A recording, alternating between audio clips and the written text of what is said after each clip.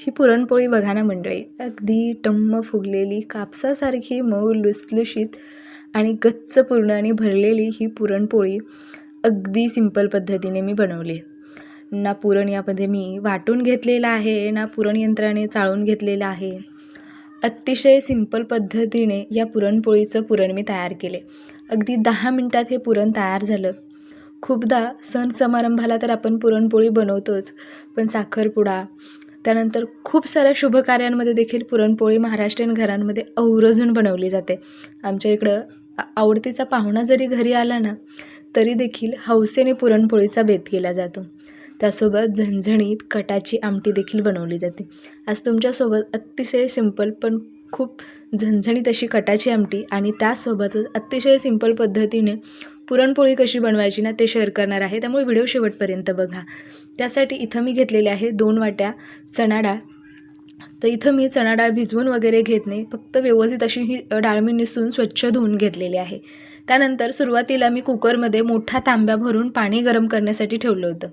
आता त्यामध्ये स्वच्छ धुतलेली डाळ घातली, त्यामध्ये थोडंसं तेल आणि थोडीशी हळद घातलेली आहे.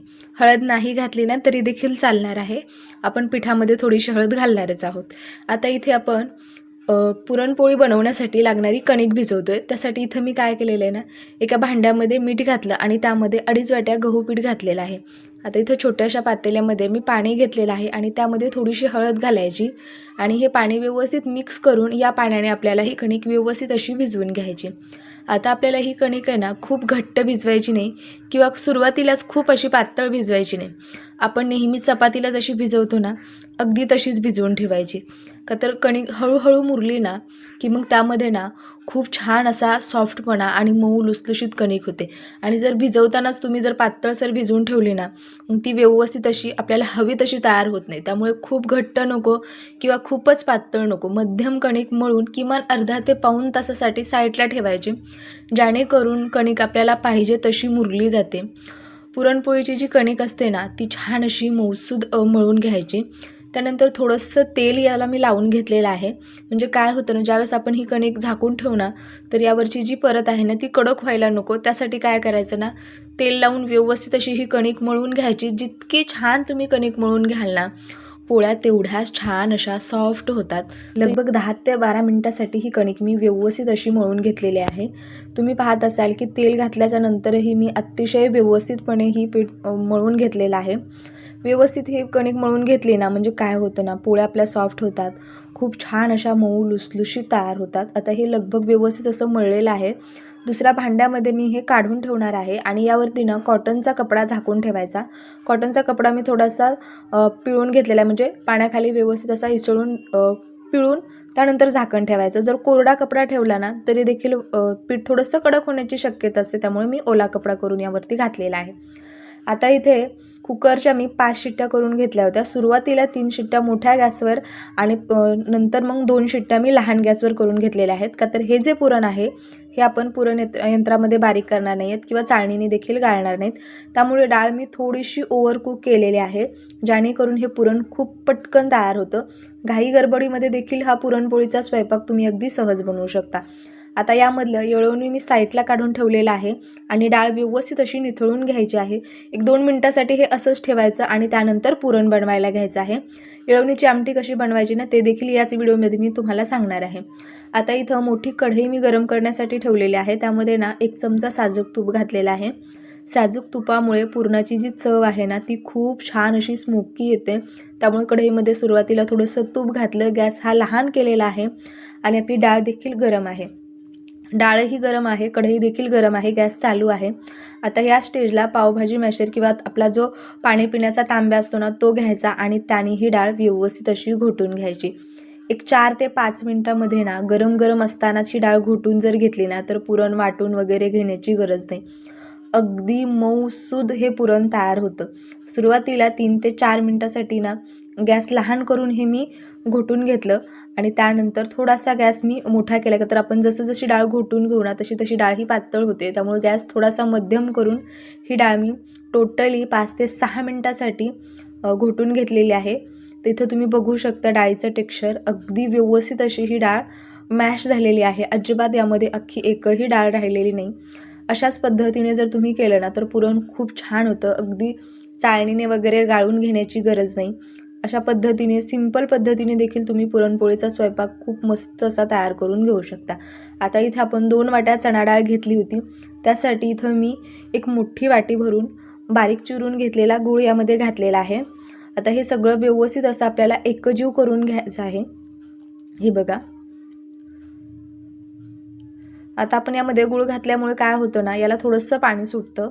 पुरण परतायला आत्तापर्यंत एक मला 10 ते 12 मिनटं लगभग झालेले आहेत आणि इथं आपलं पुरण लगभग तयार झालेलं आहे. म्हणजे एक 9-10 मिनटामध्ये पुरण आपलं बऱ्यापैकी तयार होतं. त्यानंतर इथं वेलची, जायफळ आणि थोडीशी बडीशेप आणि साखर घालून हे मिश्रण मी वाटून घेतलं होतं. ते यामध्ये घातलेलं आहे एक मोठा चमचा भरून, जेणेकरून आपलं पुरण जे आहे ना ते खूप चविष्ट बनून तयार होतं. यामध्ये मी चिमूटभर मीठ देखील घातलं होतं. आता इथे तुम्ही बघू शकता, इथं आपलं पुरण तयार आहे.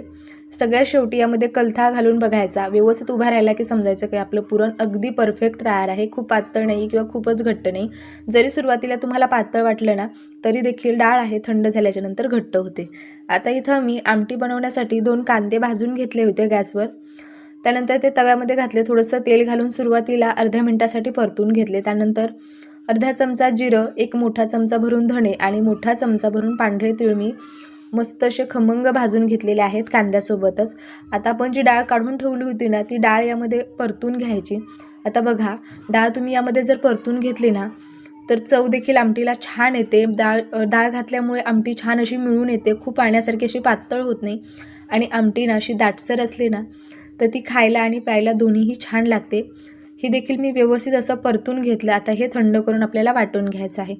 आता आमटी बनवत असताना फोडणीसाठी इथं मी ओल्या नारळाचा वापर केला. तुम्ही सुका नारळ जरी घातला ना तरी देखील चालणार आहे.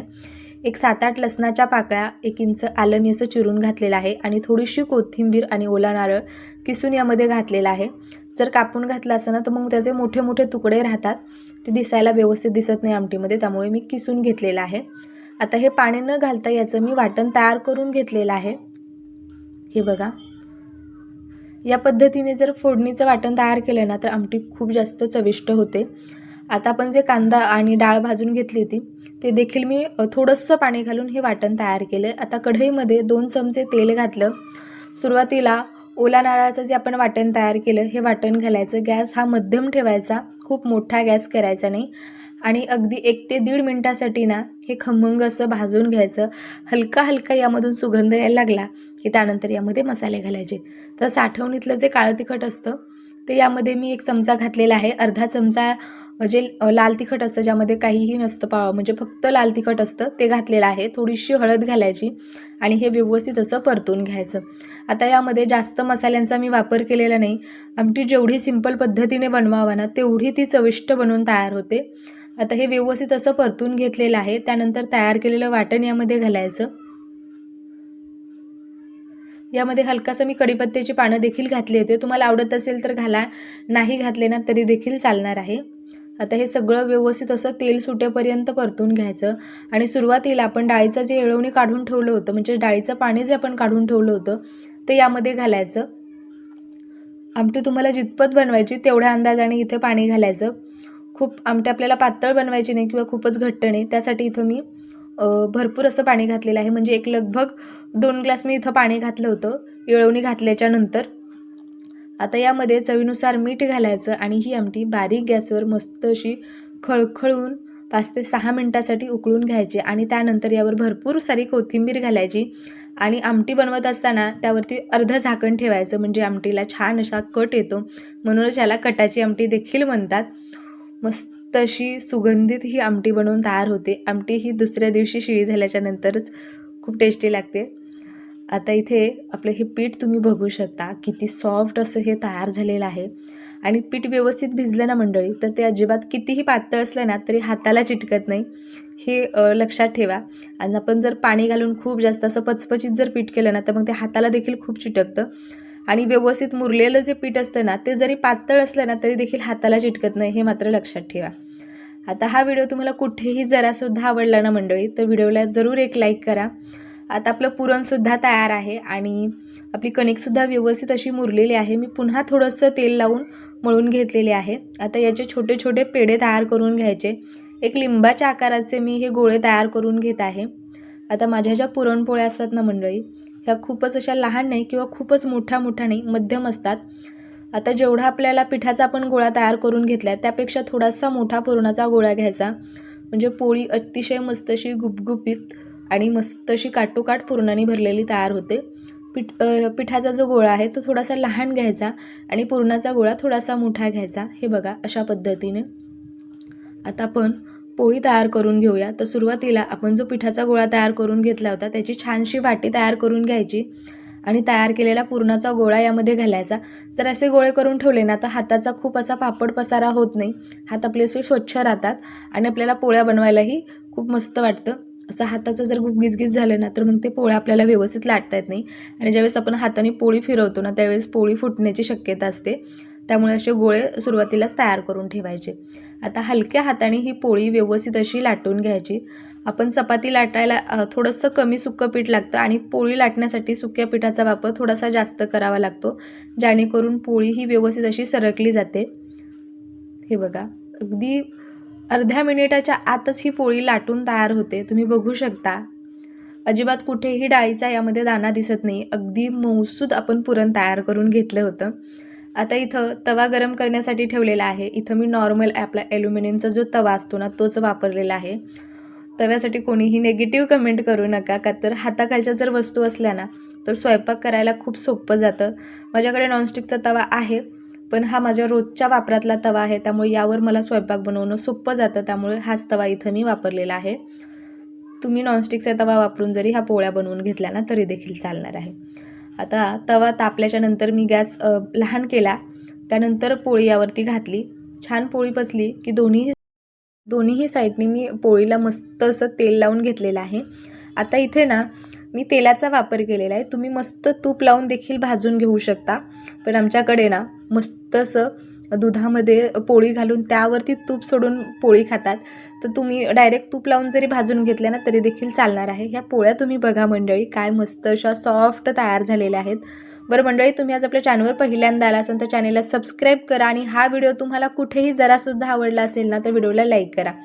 बरं मंडळी, ही जी रेसिपी आहे ना तर तुमच्या मित्रपरिवारामध्ये जे हॉस्टेलमध्ये राहतात त्यांना जरूर शेअर करा, जेणेकरून ते देखील असा पुरणपोळीचा स्वयंपाक अगदी सहज बनवून खातील. हा स्वयंपाक बनवायला लगभग 1 तासाच्या आसपास मला वेळ लागला होता. तर चला मंडळी, आजची ही रेसिपी तुम्ही ट्राय करा. मी भेटते पुन्हा अशाच एखाद्या सिंपल रेसिपीमध्ये. तोपर्यंत बाय बाय.